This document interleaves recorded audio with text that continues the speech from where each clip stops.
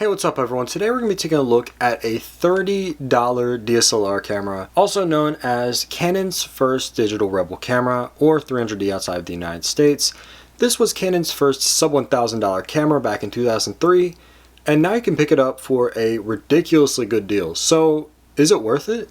Let's get build quality out the way first. This is an affordable camera from 2003. So of course it is made of plastic, and it is chrome plastic, as you can see. And overall, I find it to be pretty comfortable in the hand, and it's a decent weight where it feels like a decent camera. It's not heavy, it's not super light where it feels cheap.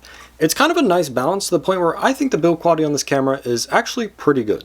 Now let's talk about the specs of this camera. Behind this little cover is a 6 megapixel CMOS sensor, and this camera is capable of taking 2.5 frames per second burst rate. Let's go back on that. Let's go back, because 6 megapixels does sound ridiculously low.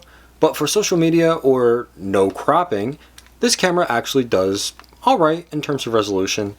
But what I really like is that Canon was early to adopt CMOS sensors, so this uses a CMOS sensor unlike most cameras that came out around this time. What isn't modern, however, is the ISO 100 through 1600 range that this camera has. So if you're looking for a low light beast of a camera, I would probably look certainly any direction but this camera's. And if you're also looking for a great display, that's another thing this camera really isn't too great at, because it only has a 1.8 inch LCD that is beneath a little tiny info screen that they decided to put right here instead of on the top. I guess just to save space. But regardless, this camera definitely doesn't wow me in terms of specs. Another thing that doesn't wow me about this camera is the performance. Now of course I already covered that this only does 2.5 frames per second, but it doesn't end there. Everything, and I mean everything on this camera takes time. It's like a slow cooker of a camera.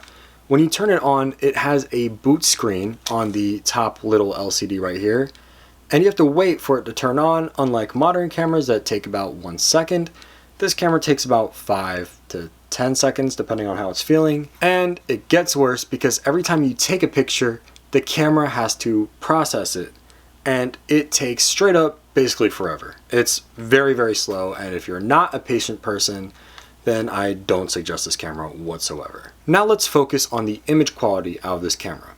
This is where the camera is actually not too bad for its age, but I'm gonna warn you, I didn't really use the kit lens for any of the photos because this is the kit lens. As you can see, it's not the worst thing in the world, but it certainly is pretty soft, and when you zoom in, you go all the way down to f5.6, which isn't terrible, but it's definitely better to shoot with a better lens like a Canon Nifty 50. So that's what most of these pictures were done with. Here are some sample images I've done with the Canon Rebel, and as you can see, even with nice glass, this camera definitely shows its age. And these photos are edited, keep that in mind. And on the topic of editing, the raw files from this camera are very, very not flexible, to the point where if you're shooting raw, and you want to do some crazy edits, this camera is certainly not for you. Does it look like a $30 camera? Absolutely not, but it definitely does look like an older camera. And if you are looking for an older look, this might be the perfect camera for you. But if you are looking for a more modern color science with a cheaper camera, you might want to step up into the world of the Canon Rebel T3. If none of what I've said in this video has bothered you, definitely listen before you pull the trigger on buying this camera. First things first, yes, it's a $30 camera, and yeah, it's likely to break on you. Mine actually did, hence why there has been no actual footage of this camera working.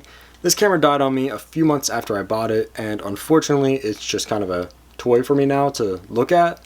So if you're going to buy this as your only camera, please don't. This is more of a secondary camera, a backup camera, or just like a little toy for you to have fun with for some nostalgia purposes. Another thing to note with this camera is it does not use SD cards, but instead uses CF cards.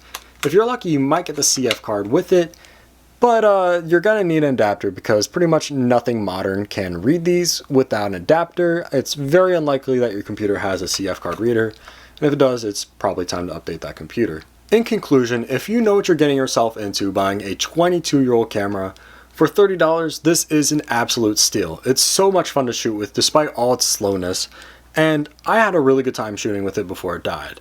Now if you are looking for your only camera to be very cheap, I'll look at something more so like a Canon T3 or a Canon T5, because those are less likely to die on you and they're a lot more modern. Thank you for watching, and please like and subscribe.